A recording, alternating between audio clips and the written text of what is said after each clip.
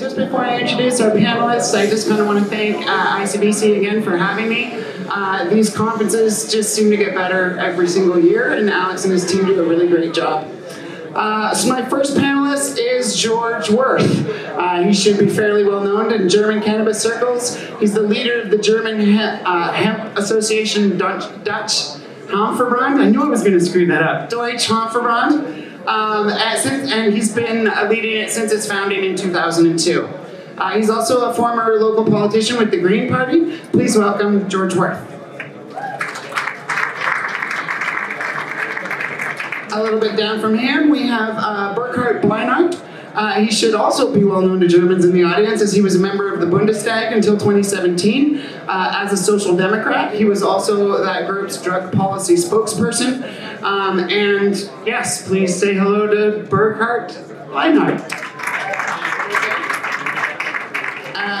Next up we have Susan Chapelle.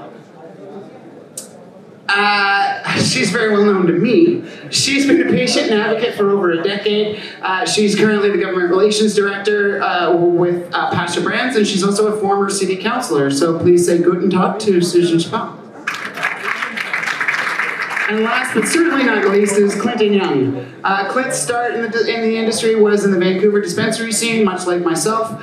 He went on to become CEO of MMJ Canada in 2015, which was a company that was based both in BC and in Ontario. And he's currently, he's still with the Lost organization as well, which we'll get into a little bit. And he's now with Company X, based out of Switzerland. So please welcome Clint and Younge. So we've got a little bit of a longer introduction than normal too, because lobbying for cannabis is a really weird thing. When most people think of lobbying, you think you're going to have to try and convince a politician to do something that's probably not going to make the government a lot of money and probably not going to make people feel better. People think of big pharma, they think of big tobacco when they think of lobbyists, and with cannabis, it's sort of the opposite. You're trying to convince a politician to do something that will help a lot of people and make the government a lot of money, and they still don't actually want to do it. It's kind of like arguing with a 2-year-old, or that expression about playing chess with a pigeon. Doesn't really matter if you win, they're still going to knock over all the pieces and shit all over the board. As this panel is very kind of heavily Canadian and German, we're going to kind of go through very quickly the lobbying challenges and issues that we had in Canada, going from fully illegal to fully legal, and then we'll kind of delve into where we are in Germany and what the specific issues are here and how we move forward from there. So my own background was in lobbying a federal government that absolutely hated cannabis. I then tried to lobby a provincial government that didn't really care one way or another. I then found some city governments that absolutely hated the federal government. They were actually willing to give some licenses to illegal businesses. That worked out pretty well, because within 6 months that government was no longer in power, and we had the Canadian Liberals who had run on a policy of legalization. At that point, distribution was given to provinces, and so different provinces were taking different approaches.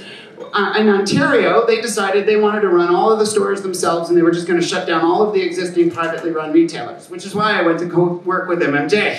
And we started lobbying in Ontario, and now Ontario does have private retail, but it also sort of resulted in a government getting kicked out in order to do it. Clint, you want to kind of tell that story? Yeah, well, thank you very much for having me, guys. So Ontario, Canada, although MMJ Canada was based Canada east to west in Vancouver, Nelson, BC, and in Ontario, it was really tricky in Ontario, because Jamie had said the structure and the format was kind of already in place due to the due diligence of people like Jamie in Vancouver and in British Columbia. But it seemed as we opened up MMJ Canada's in Ontario, the government was right in the middle of an election, and a lady named Kathleen Wynne, who was the Premier of Ontario at the time, wanted to put it in LCBOs, which is government-run liquor distribution store style model. They wanted to call it the OCS, the CCBO at one point.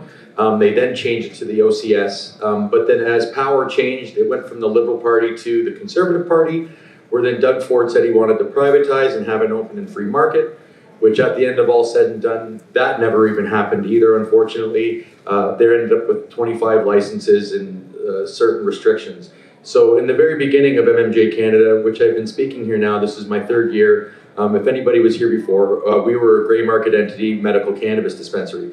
So I spent a lot of my time dealing with police raids, conflict resolution, and I realized that no matter how much of a standard that you set for a government or a brand, you are going to be painted as the same brush when you're in the illicit market.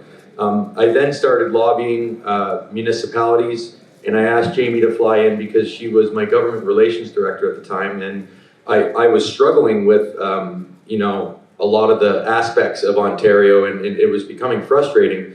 So Jamie kind of came out to fly out with me and work with the city of Hamilton, which is my hometown. And we started lobbying the city councilors and speaking in front of different city, the city regulators.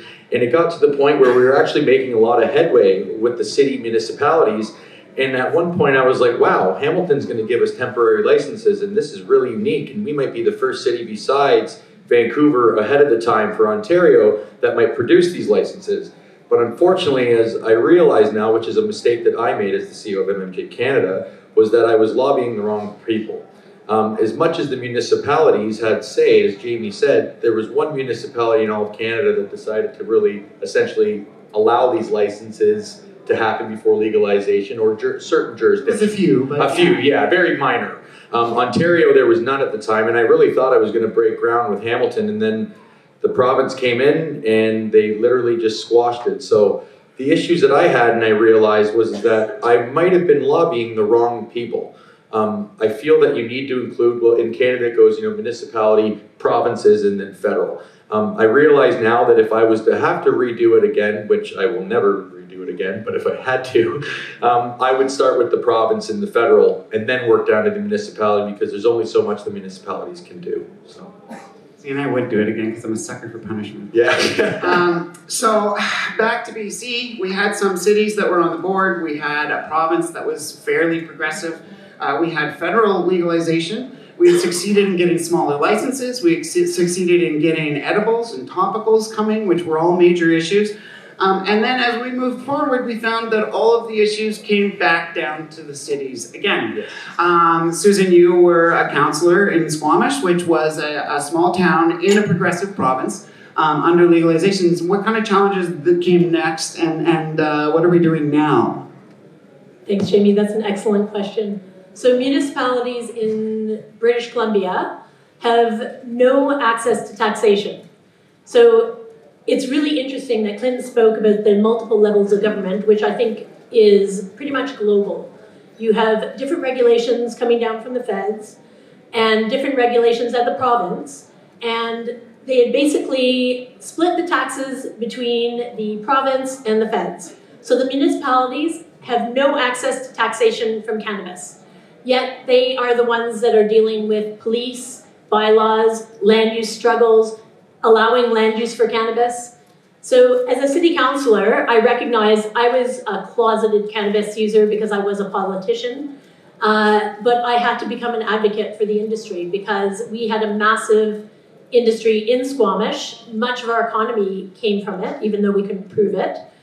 And I work in a clinic that deals with cancer patients. And my patients were driving down the highway to access their medicine. We had no dispensary laws, we weren't licensing anything, and I knew legalization was coming, and I thought, this is a giant policy hole. We have no dispensaries, we have no access to cannabis for patients, and we have no land use for cultivation. Although I didn't realize how big cultivation was because I hadn't really entered as an advocate for the industry. I started writing bylaws, and it's funny because much of my bylaw work was based on Jamie before we had even met, based on the work that Jamie and Clint had done in other regions. And I started writing bylaws, and instead of going through staff and saying, this has to happen, and can you please write something, I just presented the bylaw, and in 2 weeks we voted on it. Of course it failed because there wasn't any education, and it wasn't legal yet.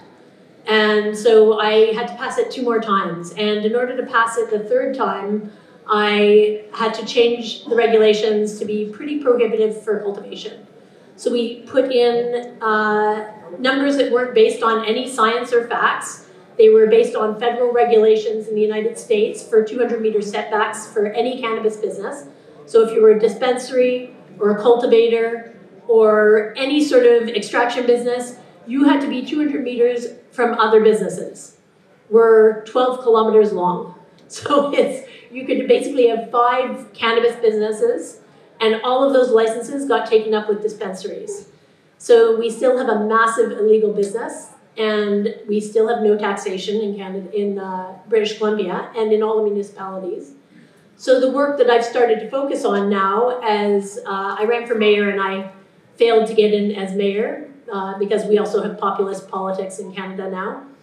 And lobbying for cannabis afterwards became my passion, because access to full botanicals, access to the plant, I'm also work in science, so access to the plant for medical research and understanding what a full spectrum botanical does is incredibly important for many reasons. Lobbying the province has become so that we can actually have a tax share in municipalities and be able to pay for our RCMP and our bylaws, and so that municipalities feel like they have some skin in the game. If you're not gaining any resources, there's no reason to move forward with policy. So speaking to politicians and explaining the economic benefits, I've tried to build some economic models. I've tried to explain the importance of modeling the economics of it and not just talking about patients and medicine, because for me, it's recreation, and that's equally as important. It's medical, but not just medical. Absolutely. Well, and all of these pieces fit together. So we have legal hemp, we have legal medical cannabis, we have legal recreational cannabis. We've got edibles and topicals coming. We've got the smaller licenses that we've been wanting. And now we're fighting to be able to grow good cannabis, organic cannabis. We're fighting to be able to actually grow an agricultural product on agricultural land. So that's sort of the issues where we're at now. Burkhard, some of this pattern seems probably pretty familiar to you.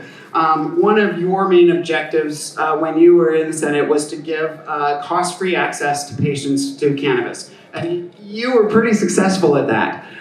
You removed some of the bureaucracy that was involved. Canada invented healthcare, and we still tax medicine. We're still not doing it right. What were the challenges for you to even get to that point, and how were you successful, and what are the outstanding issues?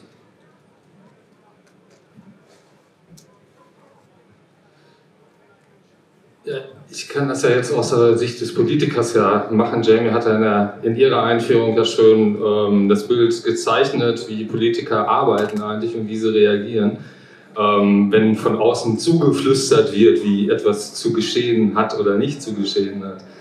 Der Weg in Deutschland ist natürlich komplett erstmal ein ganz anderer. Wir mussten den eigenen Weg ja irgendwie suchen, ist ein ganz anderer als der in Kanada gewesen.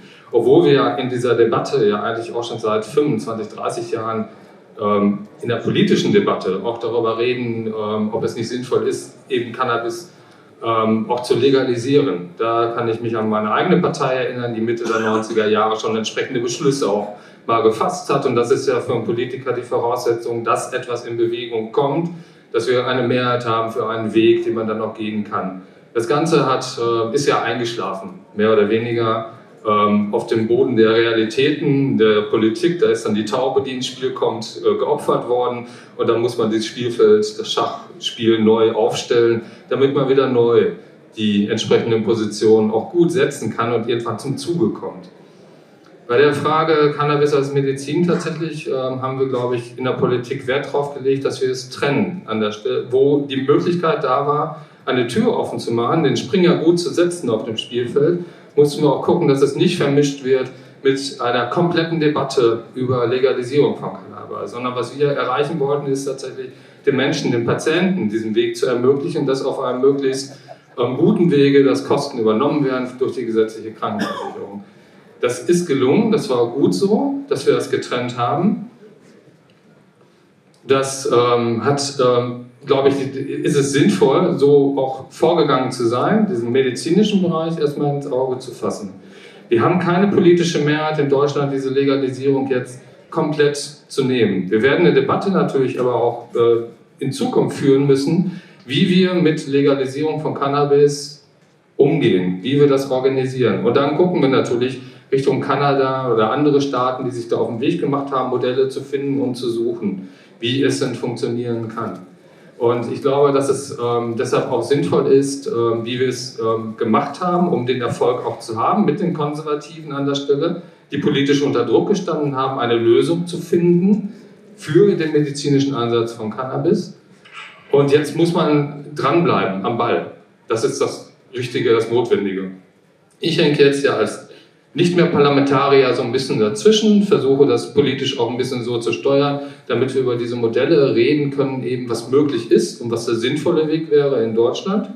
Und ja, ich glaube, das ist ein gutes Panel hier, um beide Seiten irgendwie auch aus der Historie heraus zu betrachten. Das ist, glaube ich, eine ganz gute Geschichte. Zum Beispiel zu der Frage der Kommunen hätte ich im Moment einen ganz anderen Ansatz. Ich glaube, in Deutschland haben die eine ganz andere Bedeutung, tatsächlich um als Türöffner mitzuhelfen, dass wir da weiterkommen.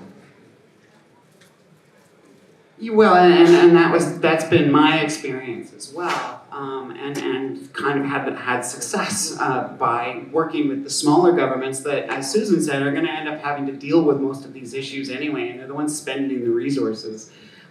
George, you've also been involved in this fight for a very long time.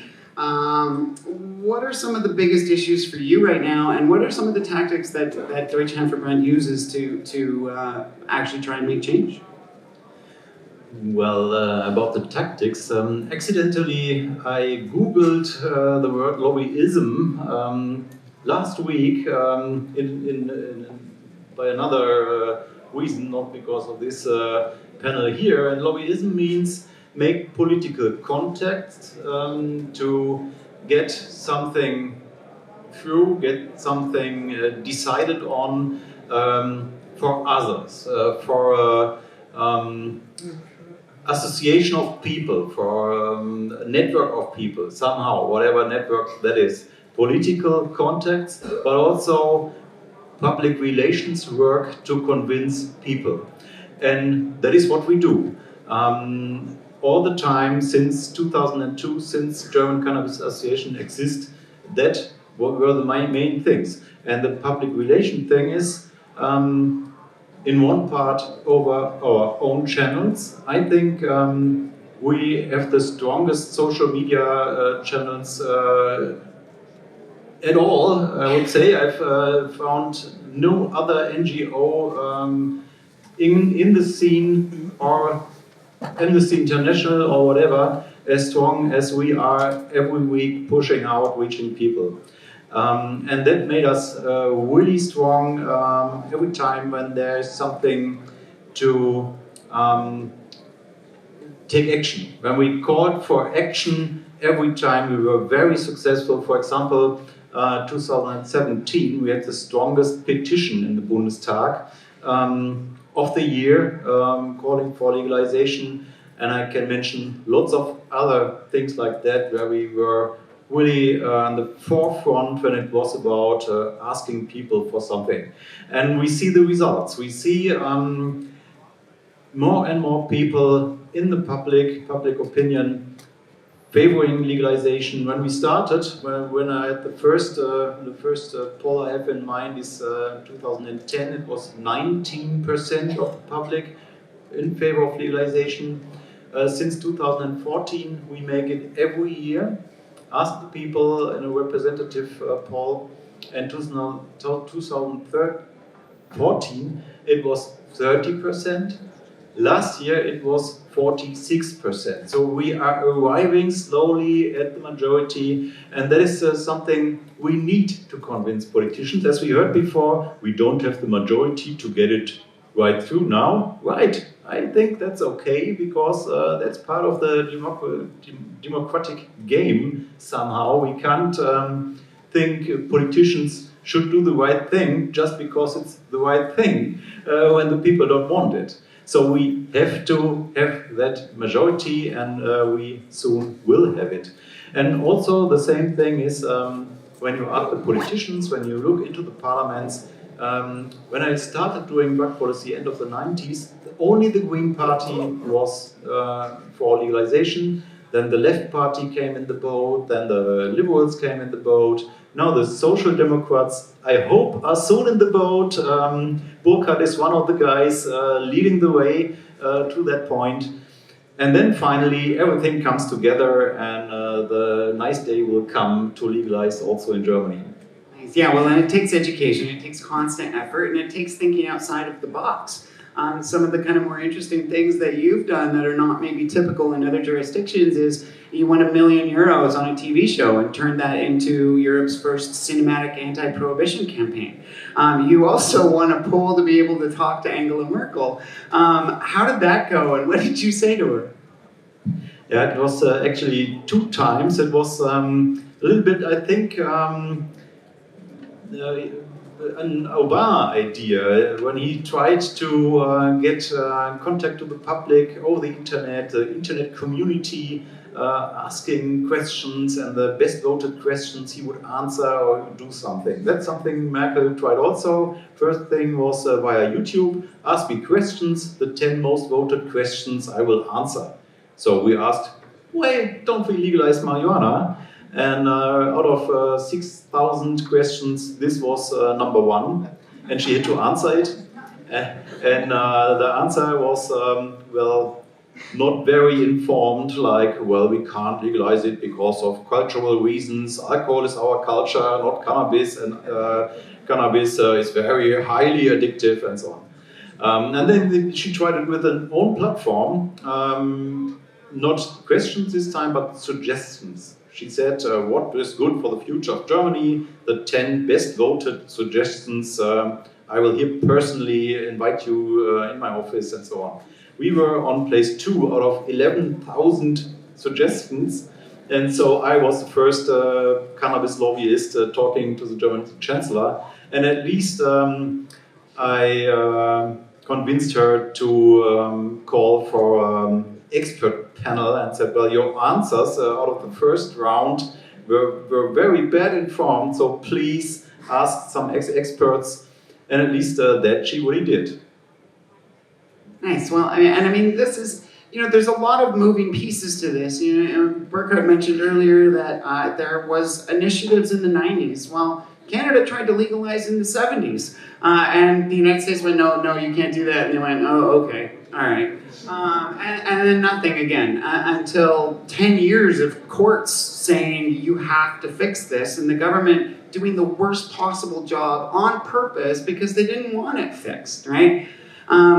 Burkhard, you, again, so this kills me a little bit. Canada is one of the things that we're very proud of is that we're a country that invented national health care. When we've had legal medical cannabis for over a decade, we still don't cover it the way we cover other medications. We actually tax it. We've added more tax onto it that now medical patients have to pay, and they can't get back, which is not in line at all with Canadian culture when you want to talk about traditional cultures and values. This was, again, a main focus of your work, and you were very successful. But as we've discovered with everything else, it's never really done. So what are the other specific issues that you feel around medical cannabis in particular that really need to be addressed here in Germany?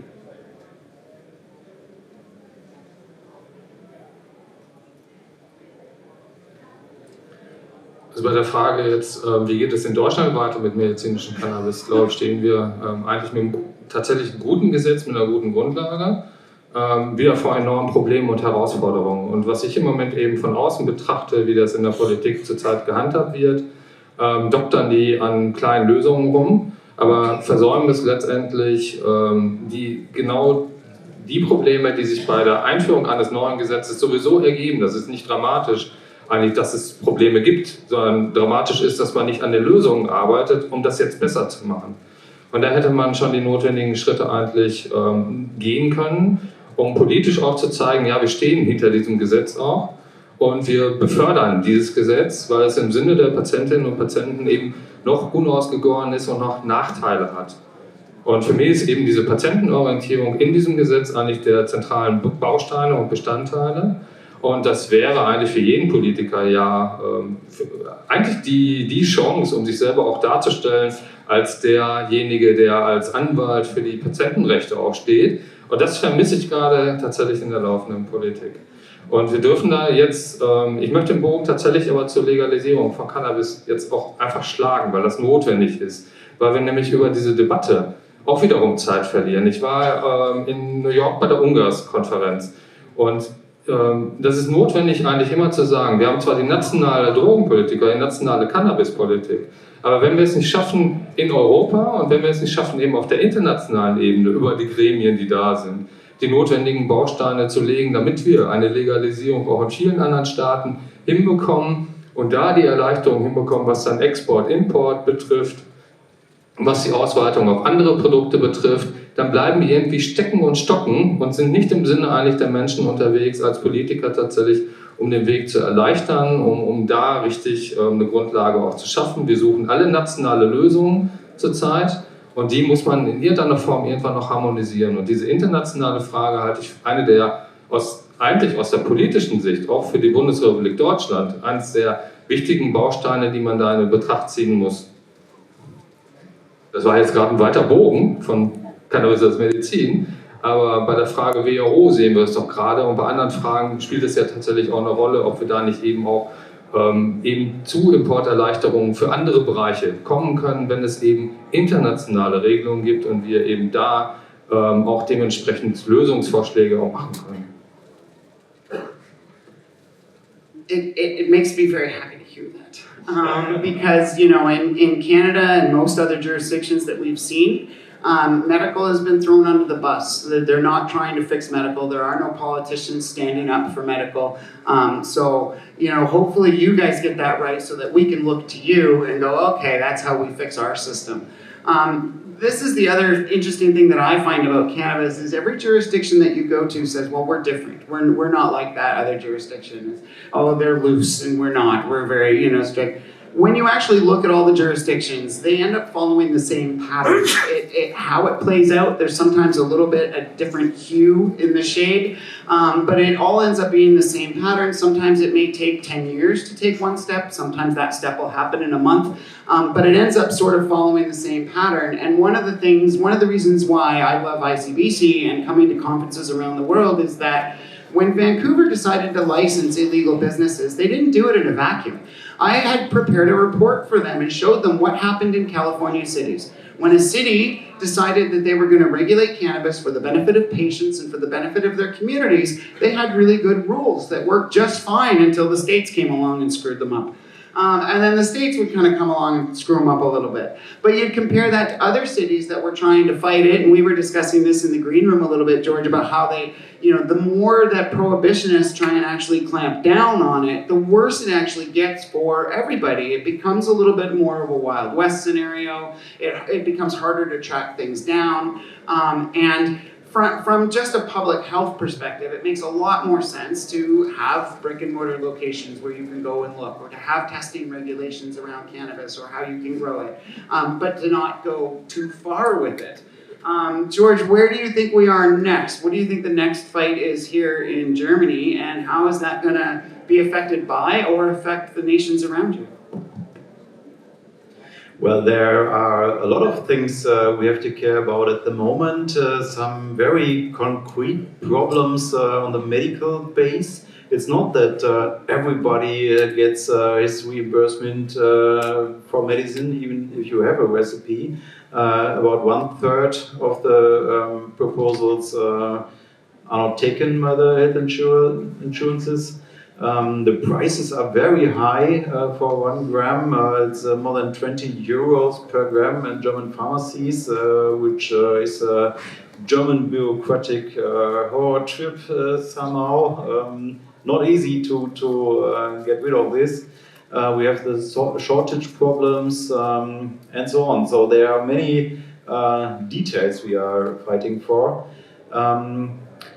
And also things about the criminalization of consumers. The driver's license issue is a very big one in Germany because here a lot of sober people lose their driver's license because we have here the limit of 1 nanogram THC per milliliter.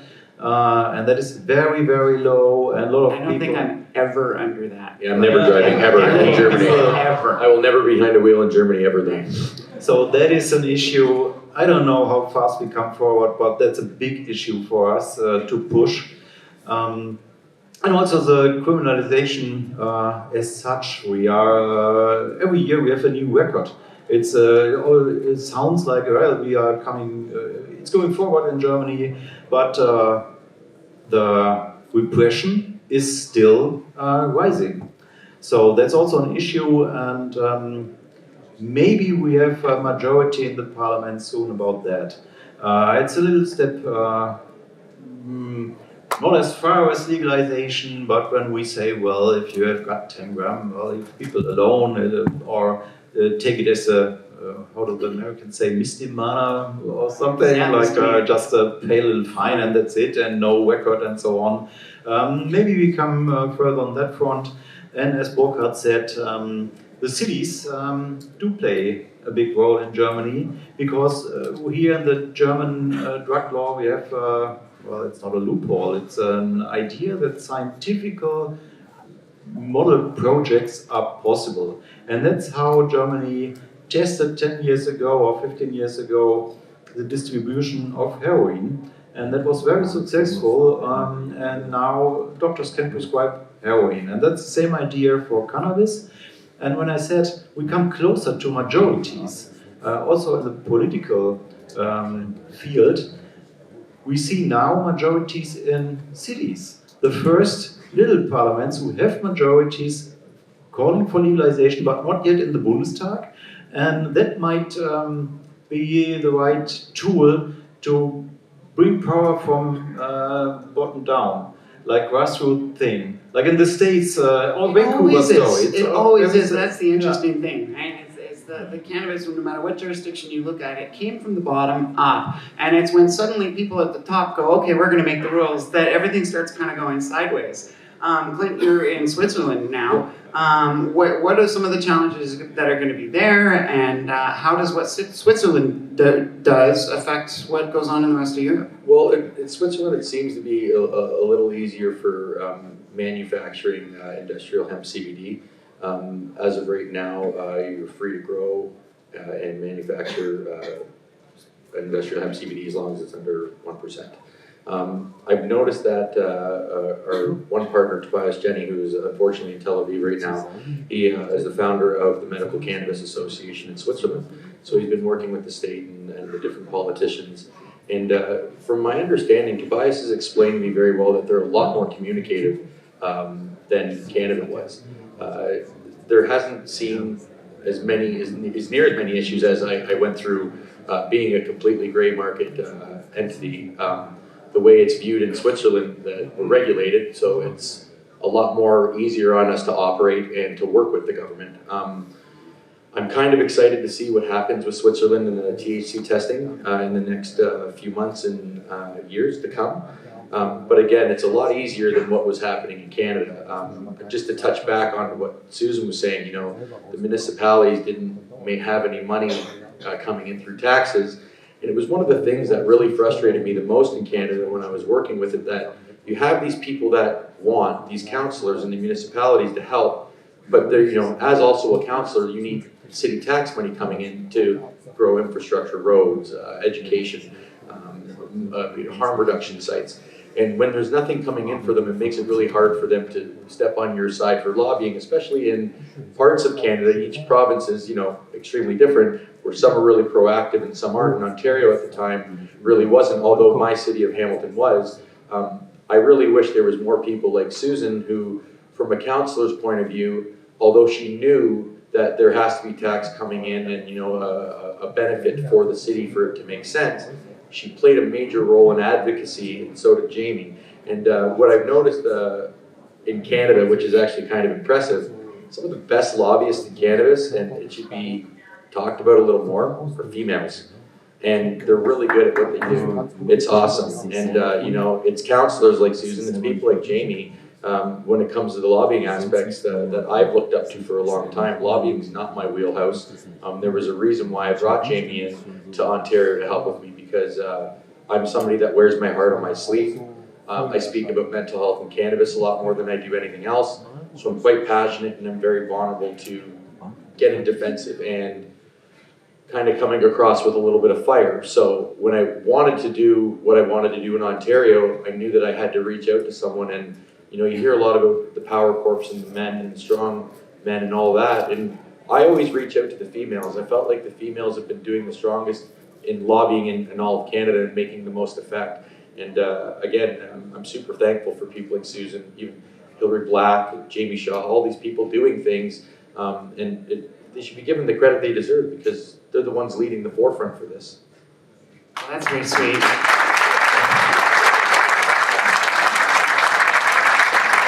I actually just wish that our parliament had more politicians like Burkhard that actually cared about patients, because again, this is an issue that we've seen everywhere. Washington says, well, we've got medical program, but you know, you're not really allowed to sell it. So all of these businesses pop up and they're illegal, and they're selling only to people that the state says is allowed to have cannabis, but they're not allowed to sell it. And then they suddenly go, okay, you know what, we're gonna do recreational cannabis. So all of those now medical ones are now illegal. And again, that's sort of a pattern that we keep seeing. So I hope we definitely do not see that in Germany. Burkhard, what's your take on how what Germany does affects what goes on around it? If Luxembourg legalizes, is that gonna have an effect on Germany in any way? A little plug to Luxembourg. Danke für die Frage. Ja, ich glaube, es hat schon Bedeutung, egal ob das Luxemburg oder Frankreich jetzt wäre, wenn ein europäisches Land tatsächlich diese Debatte in die europäische Debatte bringen würde. Wir haben natürlich Versuche oder Ansätze in Portugal und andere, das ist auch gut so, da ist Politik in Bewegung geraten, und wer stillsteht, bringt nichts nach vorne. Man muss sich schon bewegen, um nach vorne auch zu gehen, und das hoffe ich mir schon, dass auch in Deutschland dadurch von außerhalb die Anregungen auch aufgenommen werden und in der Politik auch dann Widerhall finden. Deshalb insofern alles Gute für die, die sich da jetzt mutig auf den Weg machen, um uns herum. Und dann müssen wir es nachmachen. Yeah, well, and it's for me, I love the different jurisdictions doing different things, because that's how you can sort of see, hey, this does work or this doesn't work. If everybody does the same thing, it takes a lot longer to kind of get anywhere. Susan, I'll kind of leave with you just before we go to a quick Q&A. What are your thoughts on what comes next in terms of global lobbying? Thanks, that's an excellent question. I really feel that we need to focus on more of the vertical integration. It's not just about the cannabis and the cultivation, that politicians need to realize that this is a huge economic generator for their municipalities, for their provinces, and for their country. The country that makes it legal across all of the vertical chain, the ancillary businesses and the economics surrounding cannabis is enormous. This entering prohibition, exiting prohibition, exiting prohibition for any industry, it's only happened a few times in hundreds of years. So products leaving an illegal market into a legal market, it's massive opportunity, as you all know. Explaining that and modeling it for politicians and being able to speak the same values as politicians have, being able to research in advance what the politicians are looking for and being able to speak to the level that the level of government needs to understand. So whether it be economic benefits or medicinal benefits, cultural benefits, financial benefits, it's all really important. And there's so much lobbying to be done. And it's going to take multiple communities. And also cannabis users need to vote. That's massive. Thank you so much, guys. I mean, we could talk literally for hours about this. We covered topics very, very quickly. And Gaio, were there any questions from the audience? I'm sure there is a question or two. Let's hear it again from the panel. That was fantastic. Who's got a question? Who's got a question? John Conroy up here. You guys all fully informed? What's that? Oh, there he is. Oh, of course. Exactly. He's not getting paid by the hour right now, so. Oh, sure he's not. I just wanted to assure Clint that you weren't wrong in lobbying local politicians. You have to remember when booze was illegal, we had all the wet areas and the dry areas. One of the biggest problems now, while we managed to, go after the federal government that control prohibition, the province's distribution, it's local governments that decide where your store is going to be and not and so on. And that's a big problem in a lot of areas, and also landlord-tenant sorts of things. So you really got to figure out who's in charge of what in terms of the lobbying to focus. And just like a quick thing about the impaired driving thing, you all have to remember that, well, of course, in Jamie's case, she's always over 5 nanograms, but most of us, if you only smoke once in a while, it'll stay in your system for 90 days. So remember that if they pull you over. Officer, it was 3 months ago. And just because this deserves a shout out, lobbying work is one piece of the puzzle, and we would not have been anywhere near as successful if it wasn't for lawyers like John Conroy, who fought for 30, 40 years in the courts.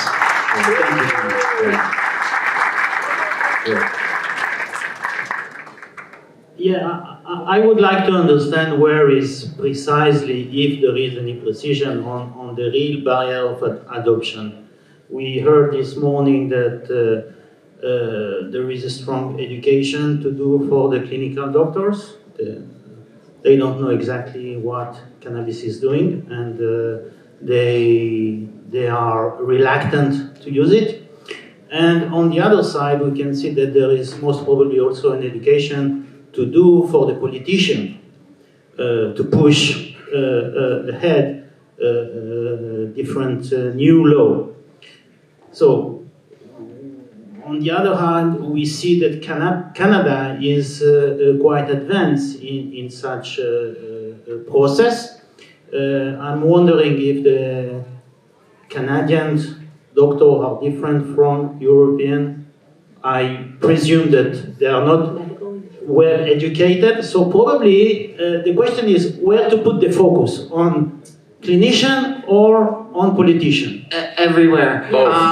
One of the issues that we're having now is that some of the strongest blowback is actually coming from medical associations. Yeah. Meanwhile, there's doctors like Dr. Mark Ware who've been spearheading this, and there's research for a long time, and they can't even convince their peers of stuff that we've got reams of research on. Yeah. So I mean, it's multiple fronts. It's not a one-front war. Yeah, and it's a full spectrum botanical, and that's not a usual plant that's given as medicine.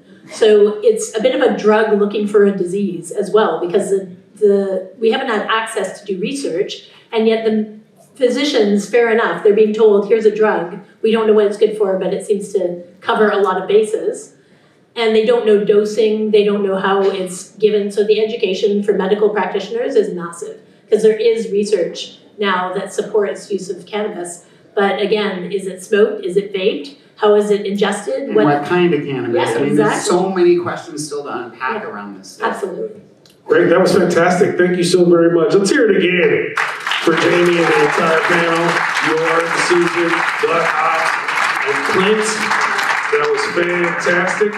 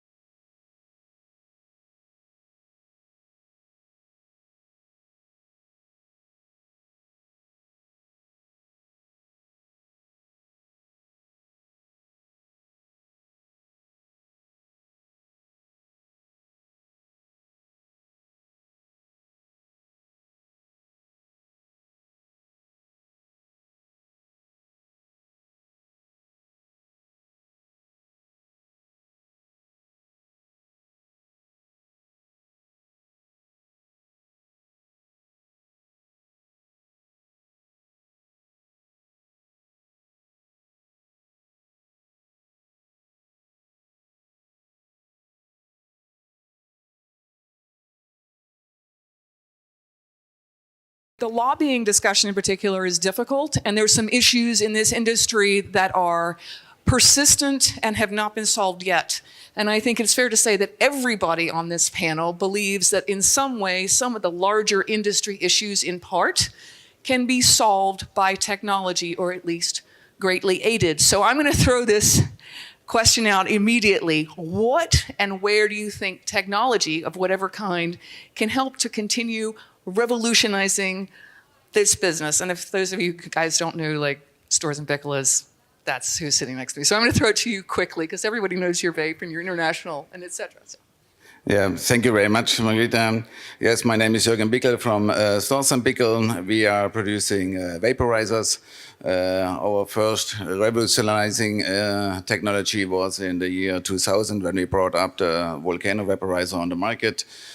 Before the time you had to smoke it, yeah, more or less, or to eat it. There was no other viable way. So this was one revolution. What today is very normal. Everybody knows vaporizer. There are tons of products out there, so it become very mainstream. I believe the application form will be in the future more revolutionizing. We see all these concentrate vaporizers. It will go forward in this direction. We see alternatives like capsules, what you can ingest. So I believe there the technology will go forward. Can I just add a little plug here? I mean, vaping is seen as like the future, not just of the cannabis business, but a lot of other medications, a lot of other kinds of things, right? I mean... Yeah, in theory it's possible, yeah, whatever can, but cannabis is a little bit special because of this decarboxylation process, THCA transformed into THC. There must be other substances still found what can be viable for that. So what about the rest of you? So, and please, introduce your firm quickly. Where do you see technology helping to revolutionize the business? Is it sales? Is it tracking? Is it, just knowing what you're doing? Where are the things that you guys see technology revolutionizing the business in?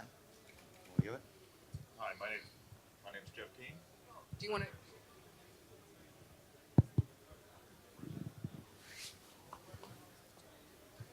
Thank you. That works.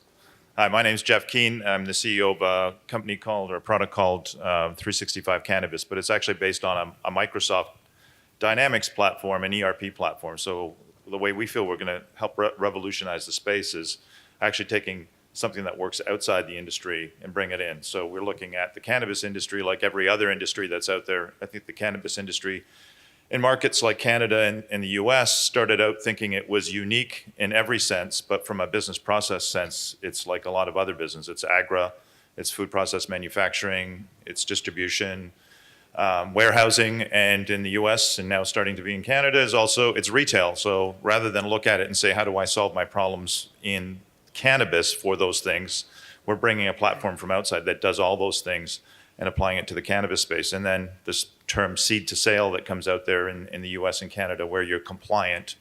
If you do all the right business processes and you set the system up properly, then you're automatically going to be compliant and you achieve your seed to sale that you hear so often in the US and Canada. Anybody else have some feedback here, or? Yeah, absolutely. So, hey, hello, everyone. My name is Zeta Seti. I'm the CEO, founder of Greenwich Consulting. The way that technology has actually revolutionized the industry in my eyes is that it's helped us scale, it's helped us automate, it's helped us accelerate. Personally, for me, I'm launching a software called Odyssey. It's focused on licensing and permitting for cannabis businesses in the U.S. And it's really accelerated and scaled the process of being able to do that, even though we can't fully automate it. And I think that you can equate it to something like the TurboTax or LegalZoom of the cannabis industry. And it's focused on a lot of the pre-license aspects of getting these entrepreneurs licensed, getting them up and running. But I've seen everything, in my 25 years of doing this, I've seen everything from these seed to sale tracking inventory control systems, all the way to like robots, AI, drones inside cultivation facilities that are spotting things like disease, pests, and controlling these and automating it. And so we're going to see the same thing when it comes down to drop shipping medication eventually. So it's really interesting to see how technology is really taking this to the next level. And I can't wait. We're really excited to see that. So I'm going to jump here for a second. So you see, and I agree with you, technology is helping to normalize as well as automate routine processes that have also in part slowed down this industry. Is that fair to say? Absolutely. And we have yet to see some of the best out there. I mean, as we go through this innovation period, it's almost like a renaissance period of technology. We're seeing more and more and more come out every single day, and everybody's just really taking it to the next level. So it's really exciting. So hello, my name is Manny. I'm the Chief Product Officer and Interim CEO of Namaste Technologies. We're a Canadian company. We're a fully vertically integrated e-commerce platform. In Canada specifically, we have a sales-only license, which essentially forces us to be a pure play, a technology pure play company. We leverage technology to enable optimization of the user experience, and we deliver solutions such as education, telemedicine applications, the ability to purchase cannabis online, same-day delivery, journaling, etc. And we can talk about each one of these technologies or siloed assets separately. But my bias is, and it's going to be very hyped, is around artificial intelligence. And one of the things that we're focused on is to try and understand how we can leverage AI to help people find the right product for them. And I actually brought one of our lead machine learning engineers with me so that everybody can harass him and see I'm not just making stuff up.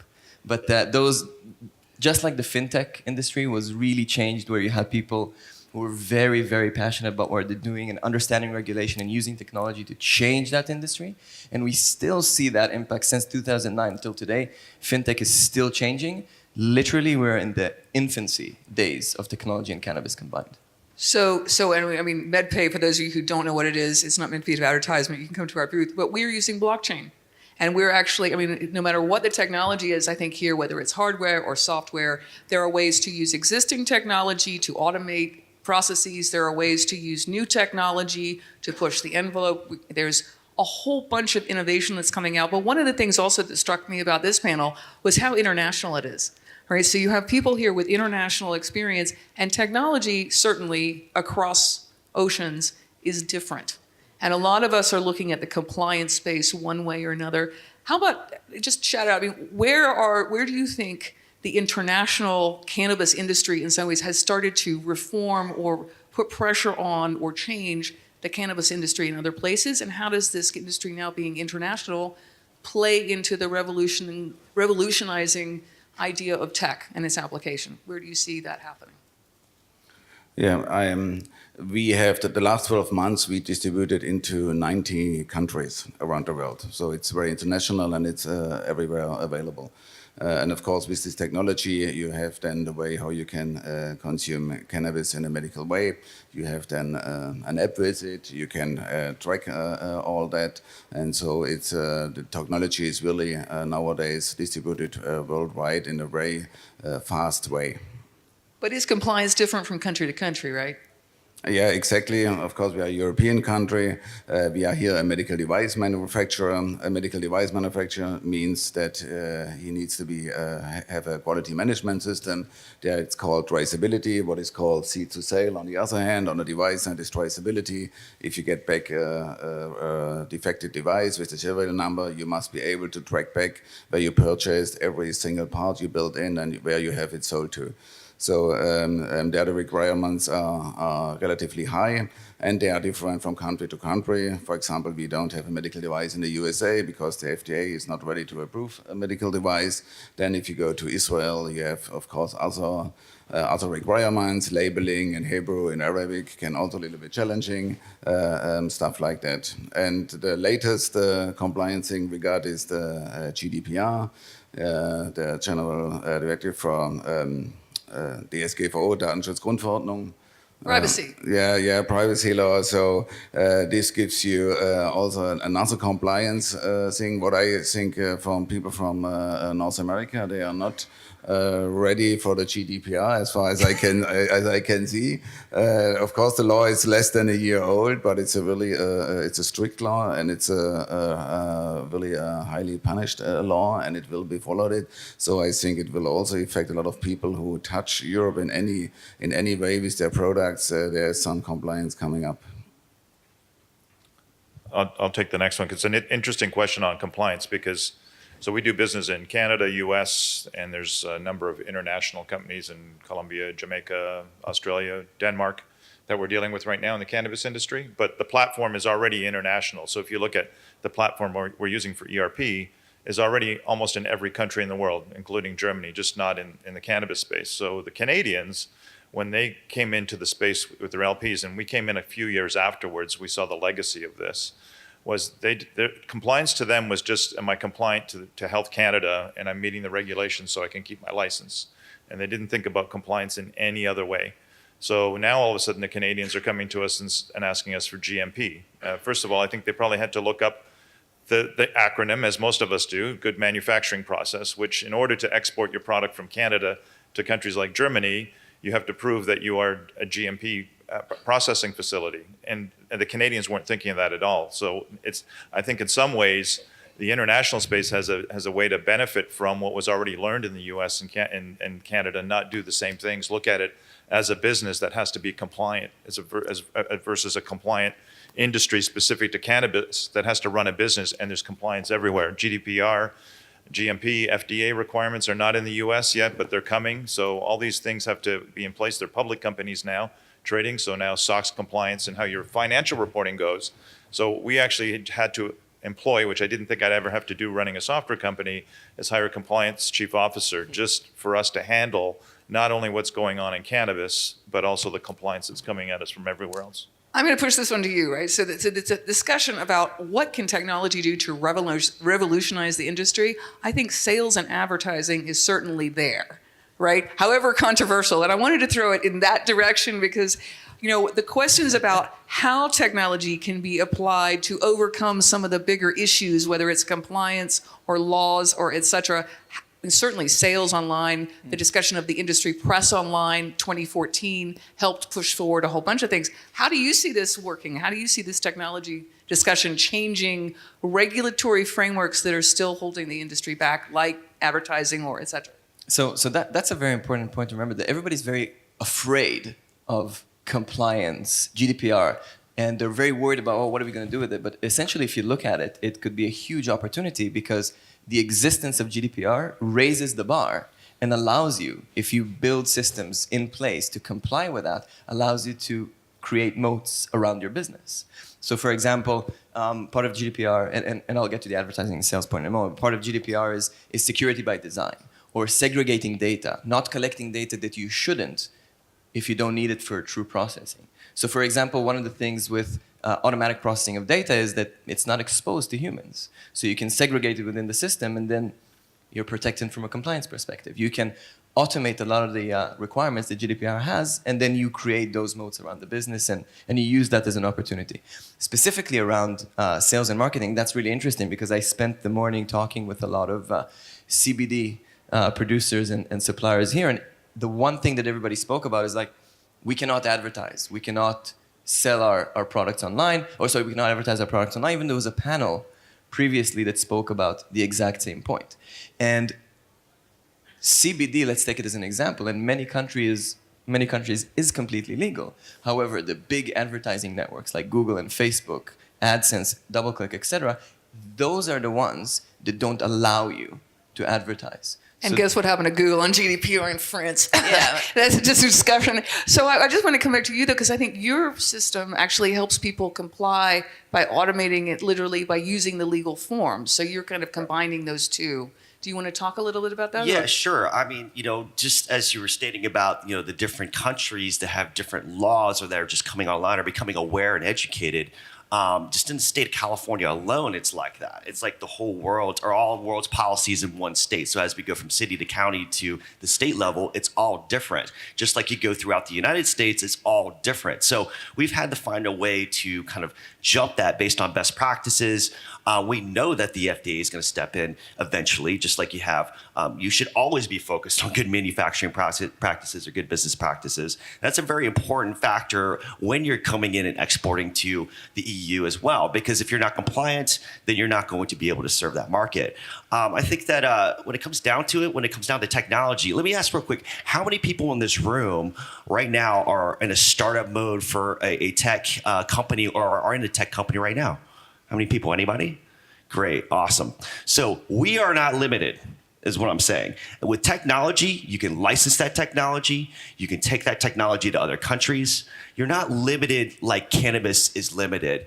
And for the fact that we are, a technology firm, we're able to actually serve more markets than our counterparts who are in the cannabis industry trying to get licensed and sell cannabis. And that's the thing that we always need to compare that to, in my opinion, you said license the technology to others, is AWS, right? AWS started as an internal solution for Amazon because they couldn't find something that met their needs.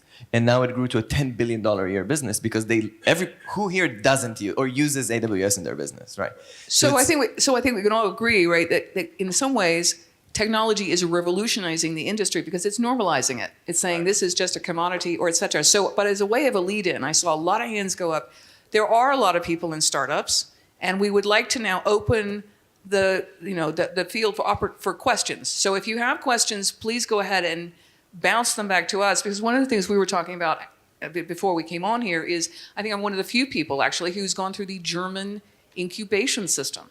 There are opportunities if you are starting to look at applying technology and want to apply technology in this revolutionary business where you can start to enter the market in new and different ways, in part by normalizing that, in part by saying, I'm not just dealing with cannabis as this crazy plant, I'm dealing with a narcotic that's an off-label drug that has to be approved, or et cetera, or I have to track plant for da-da-da. So I think, how would you say that, and I'm going to pick on you again, how would you say that technology has changed the equation in terms of normalization, if that makes any sense? I mean, for example, you have to go through insurance approvals as a medical equipment provider. You're the only person on stage who has to go through that. So technology is also adding a different level of compliance to you as well. Is that revolutionary to you, for example?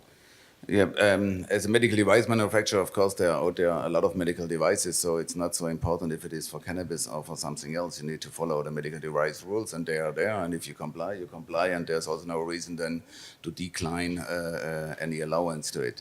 On the insurance side, we have tried to get here in Germany generally recovered to get on, there's a list, Hilfsmittelliste, where you can get on, then you get then a doctor can prescribe it and the patient get it reimbursed. But unfortunately, we have not reached to get on this list yet. There are still too many hurdles, and they are still unsure, and they fear that they get a lot of prescription for it.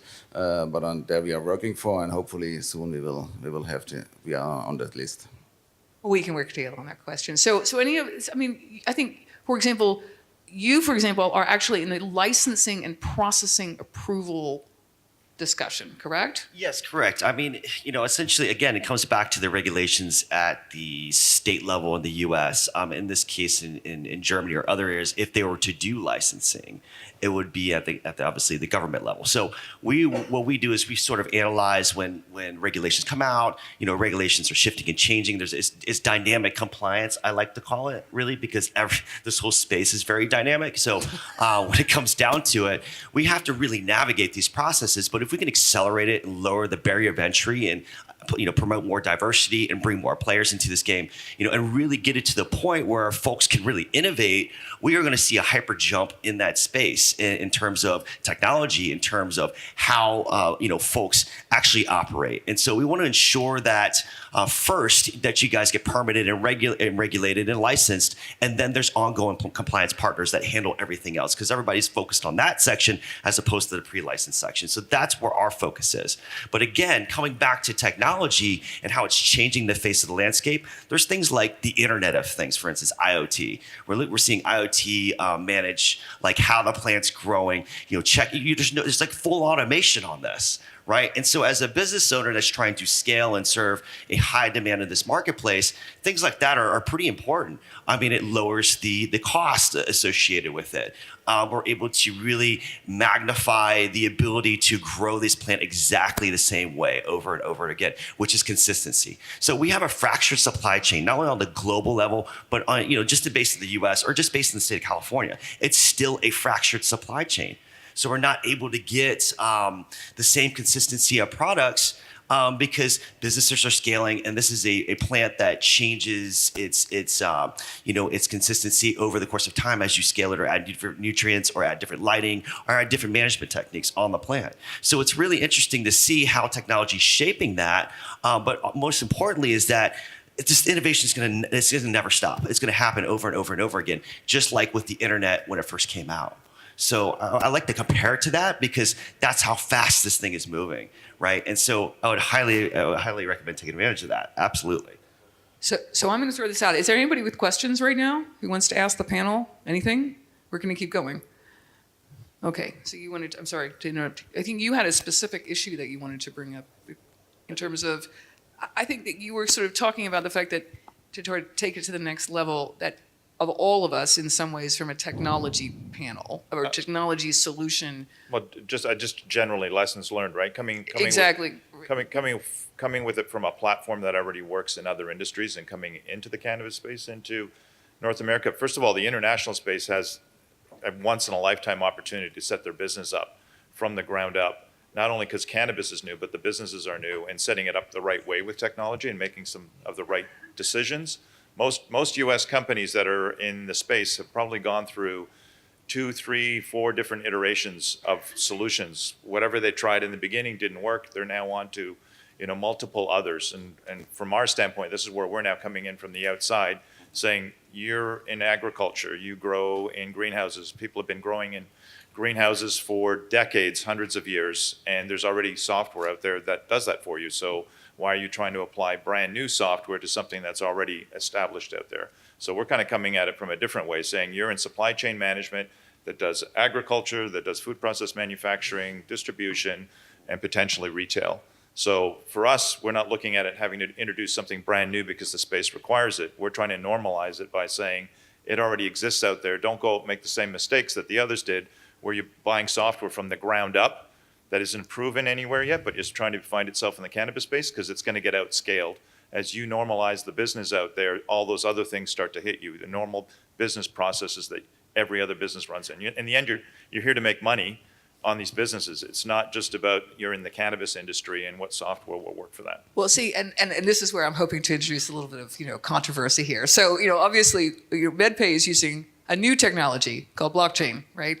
And how do you integrate that into a new industry while minimizing risks and attacking the issues that you're attacking? Well, one of the ways that we have decided to go forward on this is actually blending this. So we're holding workshops where we're bringing stakeholders together who aren't necessarily tech geeks, but they're business people with problems. And they're coming together and they're discussing them. And that is how we're starting to, I think, also start to pin new technology processes and re-engineering into a new business, which it very much is here, as much as we are, I guess, re-engineering processes. So I think that this, for us, the cannabis vertical has given us a way to address a larger problem that is faced, for example, by the chronically ill, people who need to get expensive medical equipment, pharmacies, people who are touching this ecosystem but didn't necessarily have another way to touch it. But I'm going to throw something also out here because everyone's talking about this. The whole enabling aspect or not enabling aspect, especially when you throw in privacy and all the other issues about online sales, right? Because online discussion about this industry, I think, has very much led to greater legalization as much as governments have not maybe gotten the regulation right so far. But clearly, I think the online discussion and technology does lead to online sales. Would anybody like to take a dive into that and also from the enabling and also the privacy perspective? Does anyone? Yeah, I can talk about the online aspect of it. I mean, at the end of the day, that's where the industry or all businesses are going to, right? Because as humans, we are lazy. We want the path of least resistance. So if I'm able to sit at home, and if we look at the full stack of the cannabis industry, and if I'm able to get a prescription without leaving my house, and then buy a volcano without leaving my house and have it delivered, I will likely prefer it over having to leave, get in my car, drive through snow, see a doctor, again, go to a pharmacy, pick up the product, etc. So in regards to e-commerce, right, obviously I'm quite biased, so I can continue talking about that aspect for a while, but it is something that is driving this industry forward. Well, let me be a devil advocate. Is it e-commerce or is it telemedicine? I mean, I think that there are two aspects. There's the telemedicine, there's the e-commerce, there's the do people feel comfortable not seeing a doctor? Are regulatory agencies, particularly when you get into the narcotics side of this, going to say, yeah, the years is Schedule 2 and you don't have to come and see a doctor anymore? Is that realistic? Yeah, in Germany, Jürgen? In Germany. Today I read that you can get online to a doctor and you can claim to be ill for your business, and you get this is a new system who is available here, but it's very controversial. And the doctor doesn't get paid yet, by the way, so there's some issues there. Yeah, maybe another general remark about compliance, because it was here about fearing compliance. Or I think it's very important to be compliant. I think every managing director, CEO must take care to be compliant, and especially in this field, because on the one hand you don't want to get extra hurdles because you are treating something with cannabis, but on the other hand you also do not want to get to be very favored because it's cannabis, and think you don't need to be compliant because it's cannabis. Both sides you don't want to see. You don't want to get extra hurdles, but you also want not to get any easy way on some angle. Let's move a bit beyond compliance, because I think technology can also can be used for research, right? And sort of the big data gathering aspects, I think, of basically all of what we've decided. I mean, I think what's interesting about you guys is you're moving more and more into a world where you can gather information online, for example, through the vape, I would assume, right? I don't want to say, but regardless, I mean, there's definitely this whole discussion now about digital health in the cloud and privacy issues. How would you? Anyone want to touch on that one, or not? Yeah, we actually built. Let's start with the problem, right? The problem is that a lot of people use cannabis, but there is no way for them to actually measure if it's helping them or not. So there are not a lot, but quite a few companies that build solutions to address that. We are one of them. There's a great company that is out here today, Strain Print, that does the same thing. And it essentially allows people to track usage and the impact of products on their symptoms. And initially, at least us, when we released this, we were like, no one's ever going to give us any data. And we were very surprised to see that actually people were very forthcoming with their data. They weren't Germans, though, were they, right? No. There might be Germans, right? But people were very, very forthcoming with the data because there was a lot of value that was created in exchange for that data. So that's something that is actually moving forward. And the idea of being able to collect real data from real people and analyze it and generate insights has value across the entire industry. One, for patients, for example, we're able to recommend what strains are right or wrong for them. For the industry, we're able to help growers understand what's popular, what they need to grow because of grow cycles. For device manufacturers, they can understand what temperatures people are using, is it conduction, convection-based, what are the most popular models, etc. There is so many different elements that can be used that are valuable for both parts of the industry. So it's something that... So because we're trying to involve you. So hands up, how many people involved here in the startup side are using technology in education? Hands up. How many? How many are using it in compliance? How many are using it for medical processing? Okay, anybody else who wants to speak up? I mean, we really are trying to encourage technology companies to come forward and talk about their experiences because we can all learn from each other. I mean, I will say that my experience here has been actually to sort of use some of the stigma around this plant to actually get people to agree to start to use new technology. For example, I mean, if people agree, well, yeah, this is a narcotic, and yes, we need to track it, and no, we can't really do this because GDPR says we can't follow this, etc. I think that does also create a new opportunity to apply new technology in a new way to fix problems that are affecting this industry as it normalizes and potentially other pieces of a larger vertical. Have any of you had experiences with that you would like to talk to?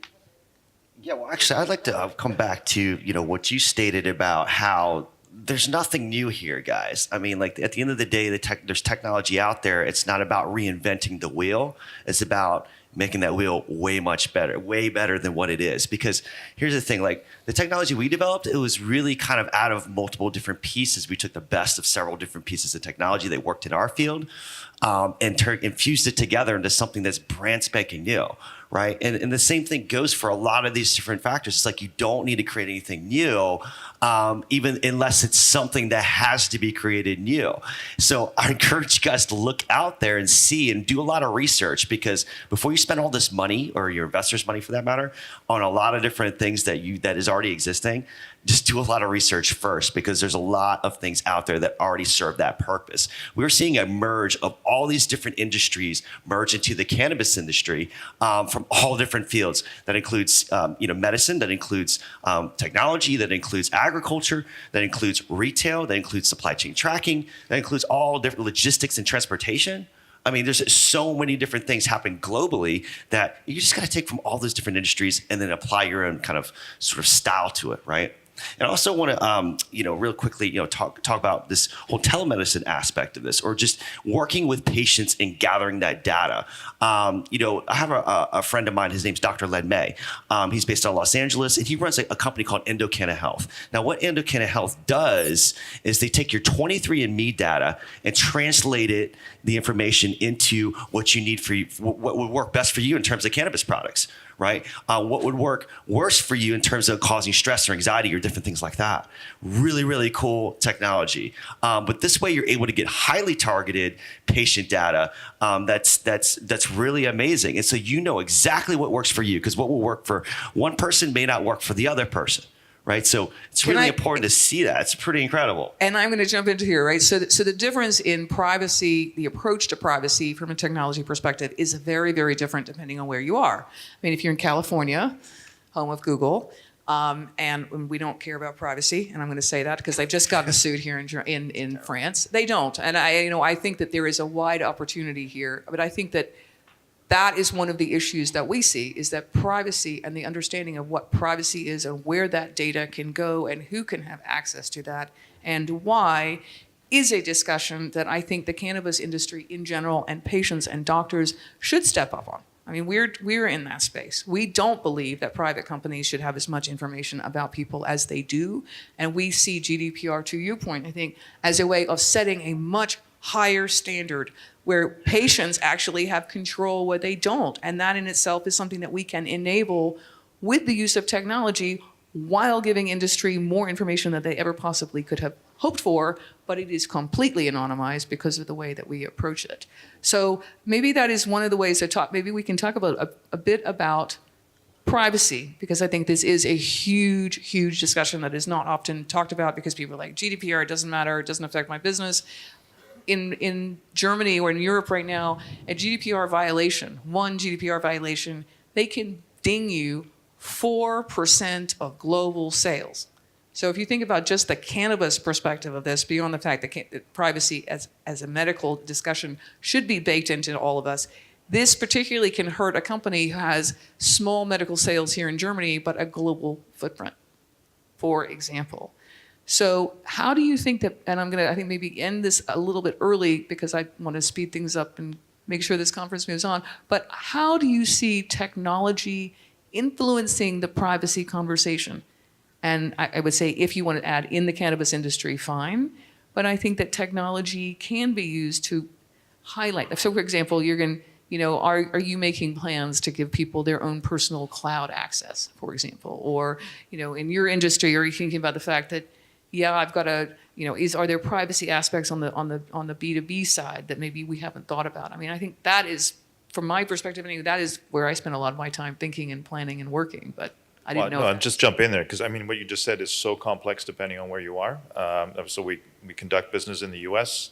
There's over 30 states that we're having to deal with. If we deal with Canada, the data that we take from our customers is not our data. We put it into Azure. It's your environment and our model. So the data is yours. We just have to help you manage it. And in Canada, the data has to stay inside of Canada. So you have to, as a technology company, we have to put platforms up everywhere that comply to that requirement that really has nothing to do with cannabis, has more to do with the data side of it. So privacy relates to the consumer, but it also relates to your data. everybody's coming to us looking for aggregated data on your business, not just from what you're selling to patients, but what products are selling. Every other industry has aggregated data that they're looking at. If you come from the hotel industry, every hotel knows how busy this hotel was last night, what the occupancy was here as it compares to everybody else, and what the average room rate was. And this industry needs to know the same thing. What products should I be selling? How much does it cost me to produce that product? How can I be more efficient? And you have to share the aggregated data as a community so that we can all get better at it. So then there's the privacy of that information. So we don't give that data out. That has to be you guys providing that data amongst yourselves, and then a community setting itself up where that aggregated data gets used. Okay, so I think we're being signaled from the side here that we're running out of time. Last call for any questions. You can catch us later. There it is. Good. Hi, Salo from Clever Botanics. Conversation is very interesting because we launched our online shop in UK, but the plan was to produce 2 apps, one for Android, one for iOS, and connect the Shopify into the app. So when we sell a product, we want to capture the information from the customer, how they used it, and how it can help for us to choose the next product. But the GDPR thing you talked about is very interesting because we're already starting to sell, not just in UK, but Germany and France. And how do we sort of manage that is a thing that I have no idea. I wonder whether you have any ideas. Come talk to us later, but for sure. Yeah, I think, of course, the rule is privacy by default or privacy by design. So you have the tracking you have needs to be disabled, but you are able to ask your client that he shares the information with you. It's still possible. You just need to say why you want the data to be collected, what kind of data you want to collect it, and you need to ask for permission, and you can do the same thing. And patients can ask for it back, too. That's the other thing, right? So it is complex. Yeah, GDPR sounds scary, but it's quite simple. As long as you get consent, and there is a reason for you to have that consent, which sounds like you want to provide better service to your customers, just build your privacy policy in a way that gets that consent, and then you can do pretty much whatever you want, as long as you define yourself as the data controller in that matter. Short answer is complicated. Any other questions? And see us later, too. There's someone there. I have a quick question. When you talk about AI and all these things, how do you deal with implicit biases or the challenges you have of gathering quality information? Because you can make the smartest machine, but if you tell it dumb shit, it's going to be a dumb shit. Good question. Like, garbage in, garbage out. Yeah, I think that's right. That's the same issue. Basic, right.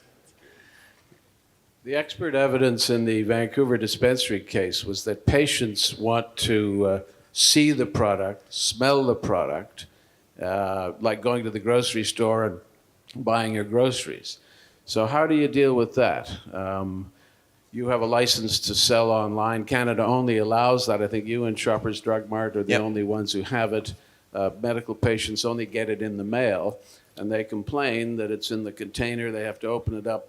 Sometimes there's some problem with it. They send it back, so it delays them getting their medicine. So the evidence from the patients and an expert, Dr. Zaberkas from the States, was that this was a very important part of delivering medical for medical patients. So I'm not sure if the drone can come and drop down and give an option and go back up and you can pick, or how you're going to deal with that technologically. Well, actually, I'm sorry to interrupt, but in Germany, actually, that's illegal. So you have to go to the pharmacy, and the medical, I guess, culture here. I mean, the apothekers are trained to actually, I mean, that's why they want patients to go to the pharmacy, to literally have the pharmacist who is trained in this hand over that drug. But to your point, there may be regulatory issues that say you can't do it as you're doing in Canada, which affects other things, seize to sale, for example. But then you're going to also, in terms of access issues, if you're too sick to get to the pharmacy. But those are places where technology can, in fact, begin to start to connect them. But as we find, privacy issues are all the way along this, because it's not just a product that you can buy like a regular commodity product. This is still stigmatized. So privacy is in the room at every single point. Well, actually, I think it's going to be based on preference. I mean, if you prefer to have it drop shipped to your front door, then okay, but that'll never replace the retail experience of you going in there and smelling different things. The only thing it will do is enhance it, right? And so we're seeing enhancement of that retail experience. So in Vancouver is a lot different than Germany. Well, and that's the evolution from medical to rec that we're seeing as well. Correct. So if you're coming from a North American perspective, you're already going, well, isn't it just like alcohol? And why can't you buy it and consume it like you do alcohol? And internationally, we're still talking about it medically. And what is it? Is it a medicine? Do you pick it up in a pharmacy? Can you get it online? So I think if you look forward a few years, you're going to see that same change happen that's happening in North America as it tries to embrace it in a recreational adult use way and have a retail experience around it. Yeah, but you know what's interesting about Canada? I'm sorry to draw it, but in Canada, it seems like the privacy aspect was not really brought up until it went into the recreational market, which is an interesting twist, I thought. Anyway. But that question in regards to brick and mortar versus e-commerce is, we shouldn't even be talking about it, right? It's the same question that was 30 years ago in regards to, or 20 years ago in regards to e-commerce in general. And now you see e-commerce growing endlessly in malls in the US.